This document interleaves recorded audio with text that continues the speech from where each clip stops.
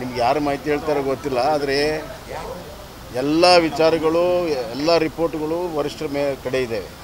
ಯಾರಿಗೆ ಕೊಟ್ಟರೆ ಗೆಲುವು ಏನು ಅನ್ನುವಂಥದ್ದು ಎಲ್ಲವೂ ಸೋಷಿಯಲ್ ಕಾಂಬಿನೇಷನ್ ಎಲ್ಲವೂ ಕೂಡ ವರಿಷ್ಠರಲ್ಲಿ ಆಗಿದೆ. ಈಗಾಗಲೇ ನಾವೇನು ಹೇಳಬೇಕು, ಪಾರ್ಲಿಮೆಂಟ್ರಿ ಬೋರ್ಡು ಎಲ್ಲವೂ ಕೂಡ ಆಗಿದೆ. ಈಗ ಅಂತಿಮ ನಿರ್ಧಾರ ನಮ್ಮ ರಾಷ್ಟ್ರೀಯ ಅಧ್ಯಕ್ಷರು ಪ್ರಧಾನಮಂತ್ರಿ ನರೇಂದ್ರ ಮೋದಿ ಮತ್ತು ಅಮಿತ್ ಶಾ ಅವ್ರ ಜೊತೆಗೆ ಚರ್ಚೆ ಮಾಡಿ ತೊಗೊಳ್ತಾರೆ. ಆ ಹಂತದಲ್ಲಿರುವಾಗ ನಾವು ಯಾರೂ ಏನೂ ಮಾತಾಡುವಂಥ ಪ್ರಶ್ನೆ ಬರುತ್ತೆ. ಆದಷ್ಟು ಬೇಗನೆ ಆಗ್ತದೆ. ರಾಜ್ಯ ಸರ್ಕಾರ ಜಾರಿ ಮಾಡಬೇಕು. ಯಾಕಂದರೆ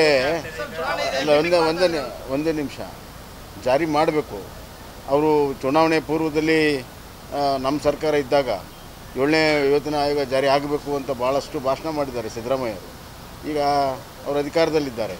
ನಾವು ಈಗಾಗಲೇ 17% ಇಂಟೀರಿಯಂ ರಿಲೀಫನ್ನು ಕೊಟ್ಟಾಗಿದೆ. ಬಹುತೇಕವಾಗಿ 7ನೇ ಆಯೋಗದ ಶಿಫಾರಸುಗಳನ್ನು ಈಗಾಗಲೇ ನಾವು ಈಡೇರಿಸಿದ್ವಿ.